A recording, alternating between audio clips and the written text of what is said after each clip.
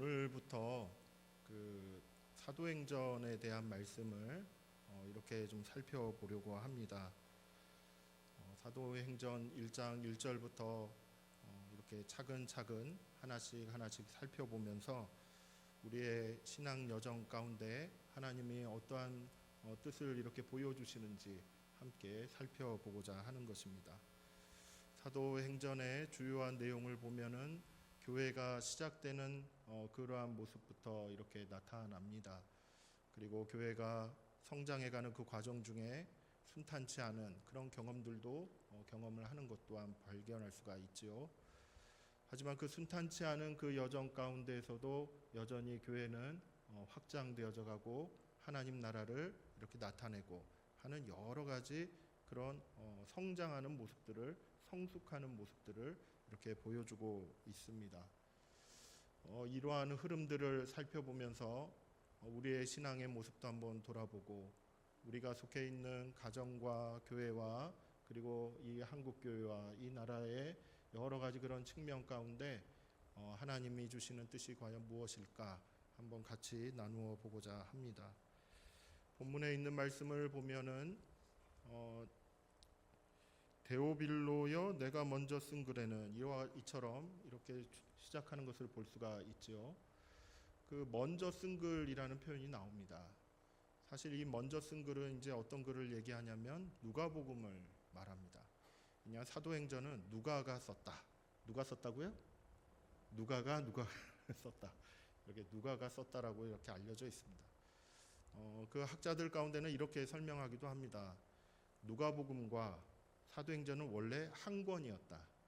누가가 이걸 다 이렇게 이어서 잘 쓴 것이다. 그런데 그 구성을 보았을 때 예수님께서 이렇게 공생의 시절 동안에 가르치시고 행하시고 사역하신 모습, 이렇게 이제 고난당하시고 부활하시고 하는 그 모습까지 이렇게 일종의 일막이라고 이렇게 얘기할 수 있는 그 부분과 그 다음에 예수님이 승천하시는 그리고 승천하시고 난 다음에 그 다음에는 어떤 현상들이 나타나는가? 교회가 발생하고 그렇게 이제 쭉 성장해가는 그 과정, 이것을 이막 이렇게 구분을 해서 읽게 된다라는 것이죠. 그래서 그렇게 구분을 해놨으니까 여러분들도 한번 사도행전을 이렇게 읽고 묵상해 가실 때는 누가복음에 대한 이야기도 같이 이렇게 겸해서 보시면은 도움이 되실 거라고 생각이 듭니다. 그 3절부터 5절까지 있는 말씀을 이렇게 좀 보면은 그가 고난 받으신 후에 또한 그들에게 확실한 많은 증거로 친히 살아계심을 나타내사 이렇게 얘기합니다. 그러니까 예수님께서 고난 당하신 부분이 나타났다는 것이죠. 그리고 친히 살아계심, 십자가에서 죽으시고 다시 살아나셨다라는 것을 이렇게 이제 보여주셨다는 것입니다. 부활하신 다음에 사람들을 이렇게 이제 막 만나러 다니신 거예요. 제자들을 만나러 다니신 겁니다. 그렇게 하시기를 며칠을 하셨냐면 40일을 하셨습니다. 40일 동안 열심히 찾아다니시고 거기에서 무엇을 하셨을까? 흩어진 제자들을 만나시면서 무엇을 말씀하셨을까요? 하나님 나라의 일을 말씀하셨습니다. 공생의 3년 동안 제자들과 이렇게 늘 같이 있으시면서 하나님 나라에 대해서 그렇게도 많이 이렇게 설명을 하고 보여주기도 하고 같이 동고동락하면서 그 길을 걸어왔었는데 이제 마지막 승천하시기 전에 그때에도 변함없이 하나님 나라에 대한 이야기를 쭉 이야기를 하시는 것입니다. 이것을 보면은 예수님께서는 참 하나님 나라로 가득 차 있었구나라는 것을 알 수가 있죠. 십자가에 죽으실 때도 하나님 나라, 부활하실 때도 하나님 나라, 승천하실 때도 하나님 나라, 제자들이 같이 따라가도 하나님 나라, 떨어지고 멀리 흩어져도 하나님 나라, 오직 예수님은 하나님 나라에 이렇게 집중하시며 이 세상에서의 삶을 이렇게 살아가셨습니다. 그러시면서 제자들에게 이렇게 말씀하시는 걸 좀 보면은 그 다음 구절을 보면은 제자들에게 무엇을 또 이렇게 강조하시냐면 그 내게 들은 바, 그러니까 예수님께서 알려주셨던 부분이 있죠. 그런데 예수님께서 무엇을 알려주셨냐면 성부 하나님께서 약속하신 것이 있다라고 얘기해요. 약속하신 것이 있으니까 그 약속하신 것을 받을 때까지 기다려라. 이렇게 기다려라. 그러니까 예수님께서 그 사도들, 이제 제자들이죠. 그 사람들에게 이제 승천하시기 전에 이렇게 전하시고자 하셨던 거는 하나님 나라의 일과 그 다음에 또 하나는 뭐냐면 성부 하나님께서 약속하신 게 있는데 그 약속하신 것이 임할 때까지 기다려라 라고 이렇게 얘기합니다. 기다림의 이야기를 하시는 것이었습니다. 예수님께서는 부활하신 이후에 관심이 있으셨던 것이 이 본문에서 등장하게 되는 것입니다. 이렇게 하나님 나라에 대한 것, 그리고 성령 하나님 약속하신 것, 그 약속하신 거에 대해서 쭉 말씀하시는 것은 그냥 예수님이 제자들을 한 번 만나고 특강처럼 이렇게 한 번 딱 설명하시고 사라지신 것이 아니었습니다. 4절 말씀에 보면은 사도와 함께 모이사라고 이렇게 전하고 있죠. 이 함께 모인다라는 그 표현을 원어상으로 이렇게 살펴보면은 일회성 만남을 이야기하지 않습니다. 여기에서 만나든 저기에서 만나든 여기에서 만나든 만날 때마다 하나님 나라의 일을 말씀하신 것입니다. 만날 때마다 아버지께서 약속하신 것을 기다려라 라고 이렇게 말씀하신 것이죠. 그 말은 무슨 말이냐면 이게 중요하니까 여러 번 말씀하시지 않았겠습니까? 반복적으로. 왜 중요할까? 이 생각은 이제 조금 뒤에 한번 나누어 보도록 하고, 일단은 예수님께서 관심 있어 하시는 분야가 명확했다라는 것입니다. 승천하시기 전에, 그러니까 이 땅을 이렇게 진짜 떠나시기 전에 예수님이 관심 있어 하시는 분야는 하나님 나라와 그리고 아버지께서 약속하신 것, 그것이 제자들에게 임하는 것, 여기에 대해 관심이 많으셨다라는 것을 알 수 있습니다. 하나님 나라의 일에 대해서 한번 생각하게 되는 것이죠. 그리고 이 하나님의 나라의 일을 생각해 볼 때, 이 일을 어떻게 할 수 있을까? 무엇으로 할 수 있을까? 이런 생각들도 이어지는 것을 우리는 경험할 수가 있습니다. 실제로 사도행전은 교회가 시작되는 것을 보여주고 있습니다. 어떻게 교회가 시작되었나? 그래서 교회가 어떻게 시작되고 든든히 서가고 성장해가고 하는 그 모든 과정들을 사도행전을 통해 우리는 구체적으로 볼 수가 있게 되는 것이죠. 예수님께서는 교회 시작하는 그 시점에 있어서 이렇게 강조하시는 것이 두 가지였다는 것을 우리는 주목할 필요가 있습니다. 교회가 시작이 되는 그 시점, 뭐 개척교회든 아니면은 우리의 형편처럼 조금 어려움이 있었다가 이제 다시 든든하게 서 나가겠습니다 다짐을 하는 이 시기든, 다시 이렇게 세워져 가고 다시 일어나고 싶은 그와 같은 이 시기에 있어서 과연 주목해야 될 게 과연 무엇이냐라는 거예요. 주목해야 될 게 무엇이냐. 예수님께서 주목하고 계신 것에 대해 우리도 주목할 필요가 있다라는 것이죠. 예수님께서는 하나님 나라에 주목을 하셨습니다. 그런데 혹시라도 우리가 하나님 나라가 아니라 세상 걱정, 그리고 세속적인 욕망, 그리고 과거의 어떤 십자가와 같은 그와 같은 고통들, 그리고 미래에 펼쳐지지 않은 어떤 일종의 하나의 꿈 같은 이야기들, 이런 거에만 매몰되어서 하나님 나라를 다 이렇게 잊고 산다면, 무엇인가를 같이 시작한다라고 했을 때 그때 이 마음들이 어떻게 하나가 될 수 있겠습니까? 그렇죠? 그리고 하나님과 함께 걸어갈 수 있겠는가? 이런 생각을 가져보게 되는 것이죠. 하나님 나라에 집중했으면 좋겠구나, 이런 마음이 드는 것입니다. 더 나아가서 이 하나님 나라의 일을 생각하게 되면은 예수님께서 이렇게 주목하셨고 이렇게 언급하셨듯이 아버지께서 약속하신 것, 그것에 대해서 또한 관심을 갖게 되는 것이죠. 여러분, 아버지께서 약속하신 것이 무엇일까요? 성부 하나님께서 약속하신 게 무엇일까요? 그것이 바로 5절 말씀에 나옵니다. 5절 말씀을 우리 한번 같이 읽어보겠습니다. 5절 말씀입니다. 시작. 요한은 물로 세례를 베풀었으나 너희는 몇 날이 못되어 성령으로 세례를 받으리라. 아멘. 성령으로 세례를 받으리라. 이 성령에 대한 이야기인 것입니다. 세례를 받긴 받되 성령으로 세례를 받는 것, 아버지 하나님께서 약속하신 것이 바로 이것인 것이죠. 이거는 달리 말해서 제자들 그리고 사도들은 성령으로 세례를 받는 것을 아직 경험하지 못한 상태라고도 말할 수 있습니다. 예수님의 하나님의 아들이란 건 알겠는데, 그런데 하나님 나라의 일을 생각하고 그것을 계획을 하고 추진해가고 협력하고 하는 그와 같은 여러 가지 그런 과정을 걸어가기에는 아직 여전히 부족한 것이 많다라는 거예요. 그러니까 예수님께서는 아버지 하나님께서 약속하신 그 성령이 임하실 때까지 기다리라 라고 이렇게 말씀하시는 것이죠. 이와 같은 이야기를 보았을 때 예수님께서는 앞날을 보고 계시는구나 이 생각을 해봤습니다. 당신께서 이렇게 승천하셔서 이 땅에 있지 않는 그 상황에 대해서 이제 이 제자들이 어떻게 하나님 나라의 일을 생각하고 그것을 펼쳐갈 수 있을까? 거기에 대해 생각해 보면은 막막하실 수도 있겠지만 그 하나의 해결책 그리고 분명한 해결책으로 성령님이 임하시는 것, 이것을 바라보시며 앞날을 바라보시고 이렇게 반복적으로 만나서 설명하고 또 강조하고 이런 것들을 멈추지 않으셨다라는 것을 알 수가 있는 것이죠. 예수님의 시각은 앞에 있었습니다. 제자들의 그런 삶의 자리에 있었던 것도 아니고 앞에 있었던 것입니다. 그 앞에서 하나님 나라의 일이 어떻게 펼쳐져 갈 것인지 거기에 집중하시며 제자들을 이렇게 이끌고 가시는 것을 우리는 확인할 수 있는 것이죠.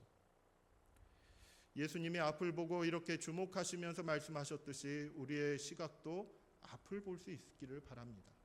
내 개인의 삶 가운데 그리고 우리의 가정의 역사 가운데 우리 교회사 가운데 그리고 이 한국교회 가운데 이 앞날에 하나님께서 관심을 보시고 두시고 이렇게 이끌고자 하시는 그 영역에 우리의 마음을 두었으면 좋겠습니다. 여러분, 예수님께서 관심이 있으셨던 그 하나님의 나라 아마도 이제 많이 들어보셨을 테니까 이 하나님 나라의 일이다라고 하면은 이게 무슨 일을 말하는지는 어느 정도는 이제 아실 거라고 생각이 듭니다. 예수님께서 공생의 기간 동안에 이것이 바로 하나님의 나라다라고 이렇게 알려주시는 그 세 가지 활동이 있었지요. 복음을 선포하는 일이었습니다. 천국 복음을 알리는 것이었죠. 그리고 하나님 나라가 어떠한 곳인지를 이렇게 말씀을 통해서 친절하게 이렇게 자세하게 비유로 이렇게 또 설명하시는 일도 하셨죠. 그리고 치유하고 회복시키고 하는 그 여러 가지 사역을 통해서 하나님 나라가 임하게 되면은 임했다라고 했을 때 어떠한 일들이 펼쳐지는지를 분명하게 나타내 보여주셨습니다. 하나님 나라의 일이라는 것은 바로 이와 같은 것이죠. 복음을 선포하는 것입니다. 말씀을 가르치는 것입니다. 그리고 치유와 회복을 위해서 열심히 협력하며 하나님의 영광을 드러내는 그와 같은 일들을 감당하는 것이죠. 이것이 하나님의 나라 일인 것입니다. 사도행전 전체를 한번 여러분 언제 기회가 되시면 쭉 한번 통독해 보시면 좋겠습니다. 쭉 한번 읽어보시면 아시겠지만은 그 안에는 전부 다 교회 이야기입니다. 교회 이야기. 교회가 어떻다, 이랬다, 저랬다, 이런 일이 있었다, 저런 일이 있었다, 이런 얘기를 쭉 하시는 거예요. 하나님이 이렇게 일을 하신다라고 했을 때 무슨 일이 펼쳐지는가? 교회가 생겨나는 것이에요. 그리고 그 교회 안에서 어떤 일이 벌어지는가? 그 안에서 복음이 선포되고 하나님의 능력이 나타나고 그리고 성도들 간의 교제도 활성화되고 그리고 놀라운 어떤 치유의 역사도 나타나고 별의별 일이 그 안에 다 나타난다라고 이렇게 전하고 있는 것이죠. 그런데 성경을 쭉 읽다 보면 한 가지 느껴지는 게 있습니다. 무엇이냐면은 성경을 읽다 보면 사람들이 막 왔다 갔다 해요. 베드로가 어떻고 바울이 어떻고 거기에 있는 또 여러 사도들이 어떻고 집사님들이 어떻고 권사님들이 어떻고 막 이런저런 이야기들이 막 나타나요. 그런데 그 이야기들 가운데 사람만 보이는 게 아닙니다. 성경을 한번 쭉 읽어보시면 사도행전을 쭉 읽어보시면 사람들이 일하는 것처럼 이렇게 보여집니다. 사람들이 말하는 것처럼 보여집니다. 사람들이 전도를 하고 그리고 여러 가지 그런 활동들을 합니다. 괴로움도 당하지요. 그런데 그 모든 일들을 이렇게 쭉 읽다 보면은 그 내면에 그 흐름을 잡고 가시는 분이 한 분 계시는 거예요. 그분이 누구일까요? 성령님이십니다. 성령님이십니다. 성령님이 사람을 감동감화시키시는 겁니다. 성령님이 한 사람 한 사람을 이렇게 은사를 부어주시고 그리고 하나님의 복음을 전할 만한 그 같은 역량을 갖추는 그 놀라운 일들을 이렇게 이루어 가시는 것입니다. 근데 그러한 사람들이 박해를 받아요. 힘들어해요. 그리고 어디론가 도망도 쳐야 되는 것이에요.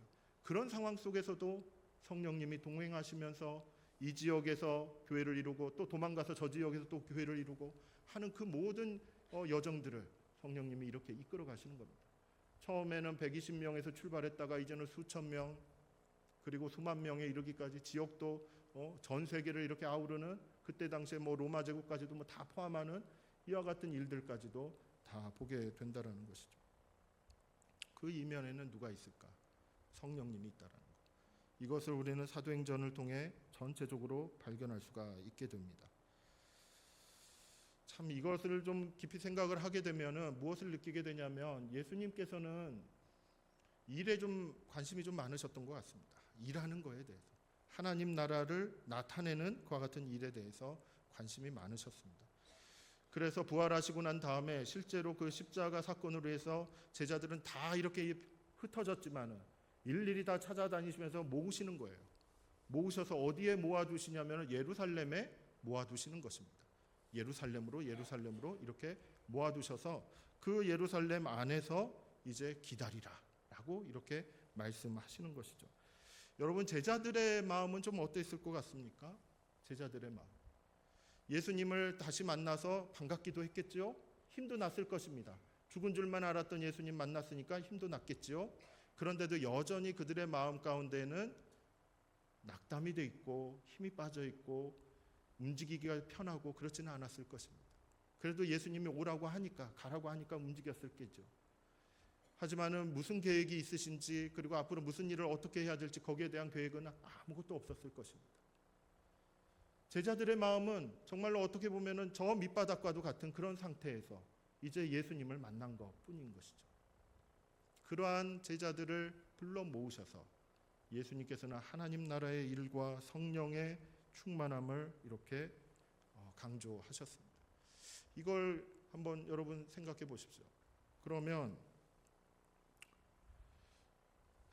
상당히 낙담되어 있고, 그리고 상당히 괴로워하고 있고 지쳐 있는 그와 같은 심령들이 있다라는 것이에요. 그런데 예수님께서는 그걸 그대로 두지 않으셨다라는 것입니다. 그 자리에 찾아가셨다라는 것이죠. 찾아가셔서 말씀하신 것입니다. 그리고 그 말씀으로 다시 일으켜 세우시는 것입니다. 성령이 임하시기 전에 그들의 손을 이끌고 그들의 마음을 이끌고 다시 움직일 수 있도록 이렇게 가게끔 만들어 가셨다는 거예요. 마른 뼈와 같다는 그와 같은 상태에 있다 할지라도 생기를 불어넣으시는 그와 같은 작업들을 끊임없이 이렇게 하고 있으셨던 것이 바로 예수 그리스도이셨다라는 것입니다. 그래서 결국 성령 하나님이 이렇게 강하게 임재하셨을 때 이 사도들, 그리고 함께했던 그 다락방에 모였던 그 사람들은 다 같이 성령의 사람으로 복음을 전하는 그와 같은 일들을 감당하게 되는 것이죠. 하나님께서는 지쳐있는 사람들에게 찾아가셔서, 그리고 다시 힘을 북돋워 주시면서 앉아있으면 일으켜 세워주시기도 하시고, 그리고 귀가 닫혀 있거나 낙담되어 있거나 생각이 멈춰 있으면 거기에 말씀을 주시면서 이렇게 이끌어 가시는 그와 같은 분이십니다. 여러분, 그 예수님을 깊이 묵상하시기를 바랍니다. 그 예수님을 깊이 묵상하시며 예수님의 그 마음을 여러분들의 마음에 이렇게 잘 모셔드리기를 바라는 것입니다. 하나님 나라의 일은 그냥 일로만 끝나는 것이 아닙니다. 마른 뼈와 같은 이와 같은 위치 가운데서도 다시 일어나게끔 하시는 그와 같은 예수님의 손길이 있는 것이죠. 여러분, 우리가 실제로 많이 낙담하는 그와 같은 현실이 있지 않습니까? 가정에서도 교회에서도 직장에서도 얼마나 많이 힘든 그와 같은 현실들이 있습니까? 그와 같은 현실 가운데 예수님께서는 오셔서 그냥 일만 시키시는 그와 같은 분이 아니시라는 겁니다. 힘들다는 걸 아시면서, 필요한 것이 무엇인지 아시면서 그것이 임할 때까지 기다리라, 이렇게 위로하시며 또는 갈 길을 알려주시는 분이 바로 우리 예수님이심을 꼭 기억하시기를 바랍니다. 여러분, 예수님께서 관심이 있으셨던 것은 성령님이 임하시는 것이었습니다. 근데 저는 이 부분을 좀 묵상을 해볼 때 왜 성령님이 임하시는 것을 원하셨을까? 왜 그것에 초점을 두시고 강조하셨을까? 다시 한번 생각하게 되었습니다. 다른 것도 있지 않았을까? 하나님 나라의 일을 이렇게 말씀하시면서 그 일을 이루어 가는데 성령님에 대해서 이렇게까지 강조하실 이유가 무엇이었을까? 이런 생각이 좀 드는 거예요. 성령님이 어떠한 분이시길래, 성령님이 도대체 이 하나님 나라의 일을 감당하는 데 있어서 어떠한 역할을 감당하시길래 이와 같은 생각이 좀 들었다라는 것이죠. 사실 이러한 내용들은 요한복음 14장, 16장 뭐 이런 부분들을 쭉 읽어보시면 자세하게 좀 나와 있습니다. 그런데 이 사도행전은 누가 썼다고요? 누가 썼다고요? 예, 누가가 썼습니다. 그래서 누가복음에 있는 말씀을 보니까 한 가지 단서가 보이는 거예요. 누가복음 24장 49절 말씀. 예, 우리 한번 같이 읽어볼까요? 시작.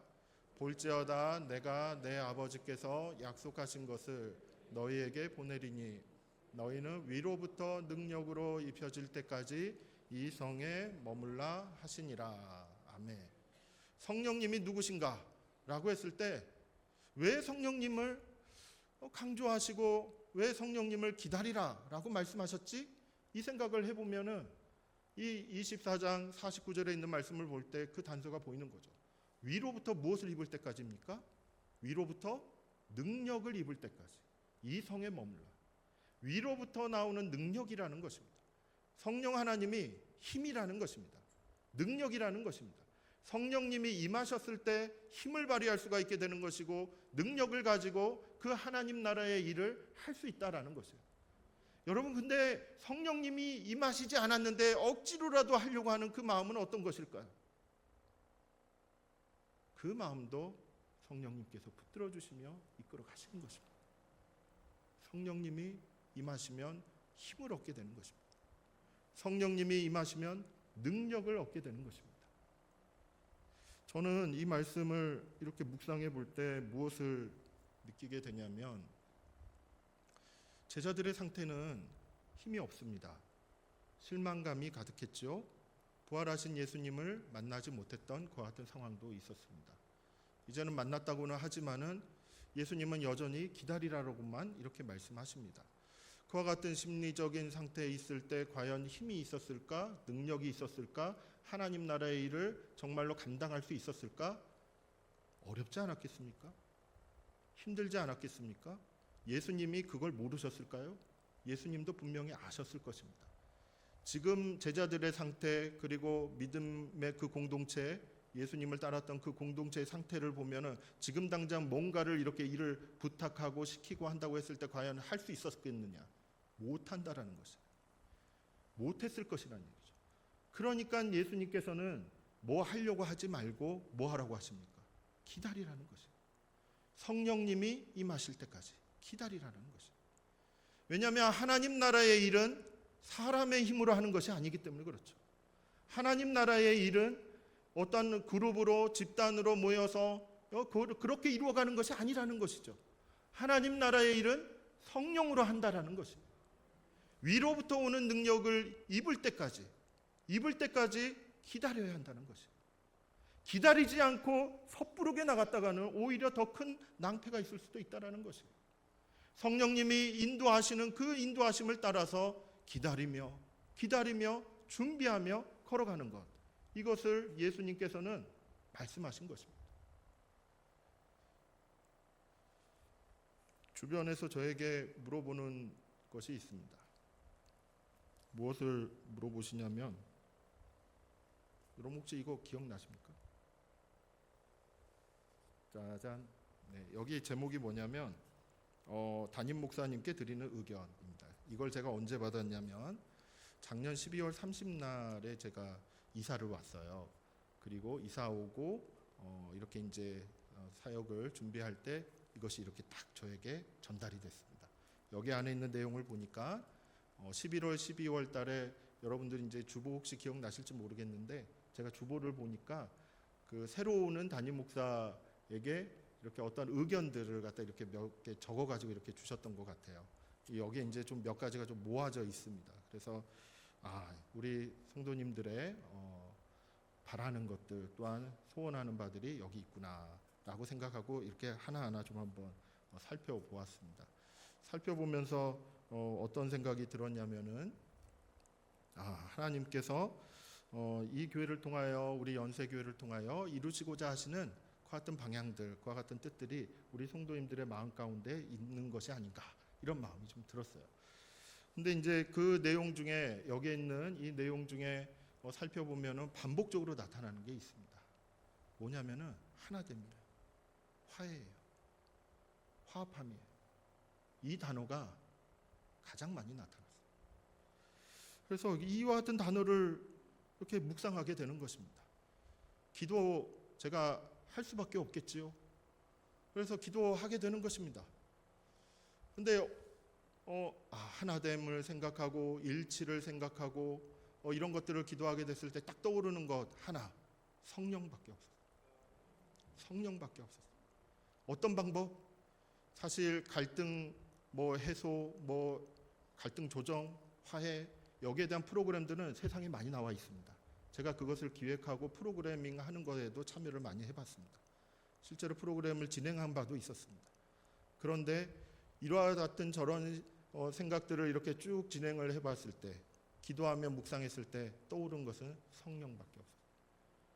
성령 하나님이 함께 하실 때 할 수 없는 것들을 하게 된다는 것이죠. 제자들의 상태는 할 수 없는 상태였습니다. 하나님 나라의 일을 할 수 없는 상태였어요.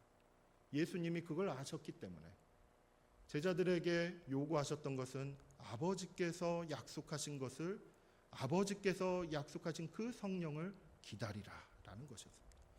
성령이 임하시면 그 다음부터가 시작이라는 것입니다.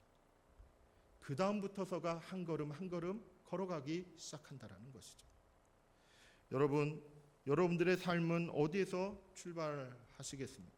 어디서부터 시작하시겠습니까? 여러분들의 가정은, 우리의 교회는, 그리고 이 나라와 그리고 우리 한국교회는 어디서부터 다시 한번 시작되어야 하겠습니까? 예수님의 마음, 예수님께서 이렇게 묵상하라고 그리고 강조하라고 하셨던 그 대목을 꼭 붙드시기를 바랍니다. 하나님의 나라를 붙드시기를 바랍니다. 성령을 붙드시기를 바랍니다. 다른 여러 가지 생각이 들어온다 할지라도 하나님 나라를 놓쳐서는 안 되는 것이고 성령을 놓쳐서는 안 되는 것입니다. 예수님께서 우리에게 부탁하신 그 사명을 생각해 볼 때 이 하나님 나라는 놓칠 수가 없는 것이죠. 그리고 이 일을 우리가 우리의 인생 가운데, 가정 가운데, 교회 가운데서 분명히 이루고자 한다면 성령을 놓쳐서는 안 되는 것입니다. 이것을 놓치고 있었다면 이제 다시 붙드시기를 바랍니다. 다시 한번 붙드시고 다시 한번 구하시고 다시 한번 성령의 임하심과 충만하심을 사모하며 걸어가시기를 바랍니다. 여러분, 예수님께서 제자들에게 마지막으로 이렇게 부탁하셨던 건 뭐냐면요, 예루살렘에 머물러 있으라는 것입니다. 이 성에 머물러라는 것이죠. 그곳에는 예수님이 더 이상 역사하시지 않는 그와 같은 곳일 수도 있는 것이에요. 그런데 그 성에 머물러 있으라는 것입니다. 이 말이 무슨 말이겠습니까? 예수님이 약속하신 것을, 그리고 하나님이 약속하신 것을, 그것을 끝까지 믿고 붙들면서 그 자리를 지키고 있으라는 것입니다. 기도의 자리를 지키는 것입니다. 말씀의 자리를 지키는 것입니다. 성령님이 임하시는 그때까지 사모하는 마음을 가지고 구하며 또 구하며, 언제 주실는지는 모르겠지만 그래도 주시겠다 약속하신 것을 반드시 이루시는 그 하나님을 신뢰하며 그렇게 기다리면서 걸어 나가는 것입니다. 그렇게 되었을 때 예수님은 몇 날이 못 되어 성령으로 세례를 받을 것이다 라고 이렇게 다시 한번 약속해 주시는 것이죠. 창세기 15장 16절 말씀을 보면은 기다리는 것에 대해서 잠깐 좀 알게 되는 이유가 하나 있습니다. 내 자손은 4대 만에 이 땅으로 돌아오리니 이는 아모리 족속의 죄악이 아직 가득 차지 아니함이니라 하시더니, 이 말씀을 아브라함에게 하나님이 이렇게 아브라함에게 말씀하셨어요. 이 말은 무슨 말이냐면은 출애굽이 이루어지기까지는 노예 생활을 시작해서 출애굽까지 적어도 400에서 430년 정도 이렇게 걸렸다고 얘기를 합니다. 왜 그렇게 오랜 시간이 기다려야 하는 것입니까? 노예 생활 힘들잖아요. 그래서 분명히 기도했을 것입니다. 하나님 도와주세요. 살려주세요. 구원해 주세요. 기도했을 텐데 안 되는 거예요. 400년 동안 안 되는 거예요. 왜 이렇게 기다리게 하시는 것입니까? 원망도 나옴없지가 하지만은 하나님께서는 이미 그 뜻을 알려주셨습니다. 그 가나안 땅에 있는 사람들의 죄악이 차지 않아서 그들을 쫓아내려면 그들의 죄악들이 꽉 차 있어야지, 그래야지 이스라엘 백성들이 들어가서 그들을 몰아내고 그 땅을 차지할 수 있다는 것입니다. 이것이 하나님의 섭리인 것입니다. 하나님께서 세상을 움직여 가실 때는 하나님이 작정하신 바대로 이끌어 가시는 것입니다. 성령을 주시고 안 주시고, 성령 세례를 받고 안 받고, 성령의 충만하심을 입고 안 받고, 그 부분에 있어서 내가 원하는 시기에 내가 원하는 방식으로 받는 것이 아니라는 얘기입니다. 하나님이 원하시는 날에 하나님께서 원하시는 그 시기에 그 방법을 통해서 우리에게 주시는 것임을 꼭 기억하시기를 바랍니다. 그래서 하나님의 뜻을 그리고 하나님의 때를 기다리셔야 됩니다. 하나님이 약속하신 것을 반드시 주실 것이다. 이걸 끝까지 붙들고 하나님 주실 때까지 기다리겠습니다. 계속 기도하겠습니다. 계속 기다리겠습니다. 그렇게 그 마음을 가지고 성령을 기다리시기를 바랍니다. 교회다운 교회를 우리가 원하지 않겠습니까? 예수님의 관심사는 분명히 하나님 나라와 성령에 있었습니다. 약속하신 성령이 이렇게 임하시는 그날까지 우리 모두 자리를 지키며 기도하며 하나님의 임하시는 그때를 사모하며 나아갈 수 있기를 바랍니다. 이와 같은 은혜가 충만한 우리 연세교회가 되기를 예수님의 이름으로 축복합니다.